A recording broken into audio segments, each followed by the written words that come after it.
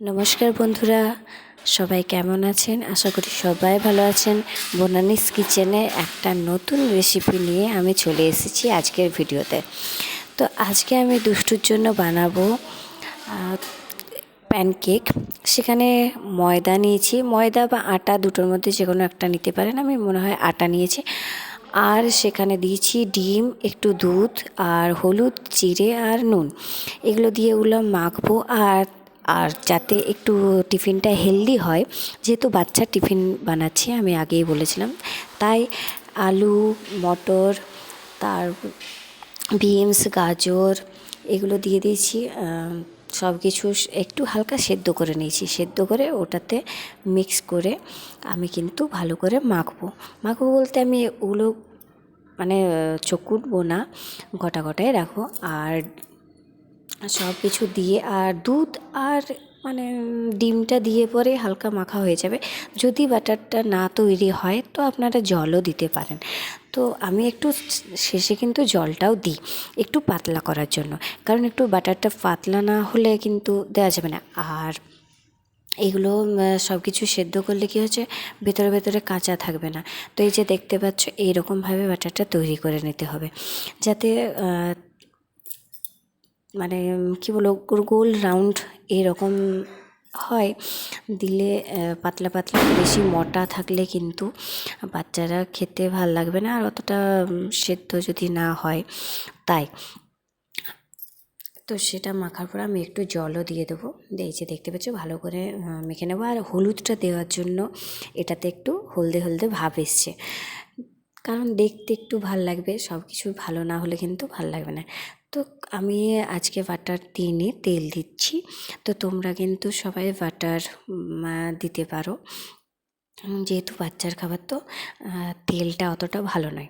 তো তেলটা কিন্তু আমি খুবই কম দিই, অনেকটা কম। ওই জন্যই আমি বাটারটা একটু পাতলা পাতলা করে করি, যাতে জলদি ঝটপট হয়। তো সবখানে তেলটা একটু হালকা বুলিয়ে আমি সেখানে দিয়ে দেবো। তো আপনারা যেরকম সাইজে করতে পারেন, অনেকটা বড়ও করতে পারেন, আবার ছোট করতে পারেন, যে কোনো করতে পারেন। আমি হাতে করেই দিয়ে দিচ্ছি, কারণ হাতে করে আমি ওটার জিনিসটা কতটা মেলবো। আর যেহেতু সবজিগুলো একটু কাটা কাটা আছে, ওগুলো গোটা গোটাই রেখেছি, আমি মাখিনি, তো তাই। আর হওয়ার পরে কিন্তু দেখতেও ভাল লাগবে, আর খাবারও টেস্টি আছে। আর একটু বাচ্চাদের জন্য টেস্ট করার জন্য কিন্তু হালকা চিনিও দিতে পারেন। তো চিনিটা যেহেতু শরীরের পক্ষে অতটাও ভালো নয়, তাই আমি চিনিটা দিইনি, কিন্তু টেস্ট ভালো আসে। একবার দুবার আগে দিতাম, তো তারপরে ভাবলাম যে বাচ্চার জন্য চিনিটা অতটাও ভালো নয়, তাই। তো এই যে দেখতে পাচ্ছেন কি সুন্দর ভাল লাগছে। তো এই সাইডটা হচ্ছে, আর যদি ঢাকা থাকে ঢাকা দিয়ে দেবেন। তো সেটাতে কি হবে, ভাপটাতে অনেকটা সেদ্ধ হয়ে যাবে, পুরো ভাজা যাবে। আর একটু লাল লাল করবেন, কারণ দেখতে না ভালো হলে কিন্তু বাচ্চারা খেতে চাইবে না। আর আমার সব কিছু রেসিপি বাচ্চাদের টিফিন নিয়েই হচ্ছে।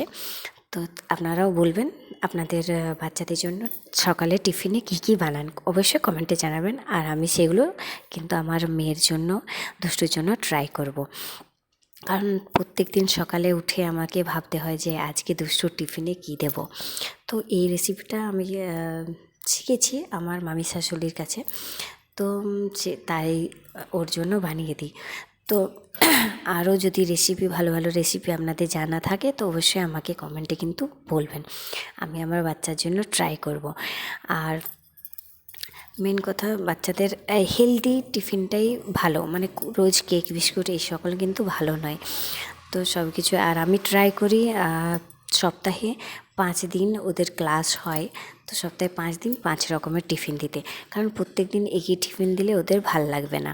তো দেখো রেডি হওয়ার পরে কীরকম লাগছে। তো আজকের জন্য বাই।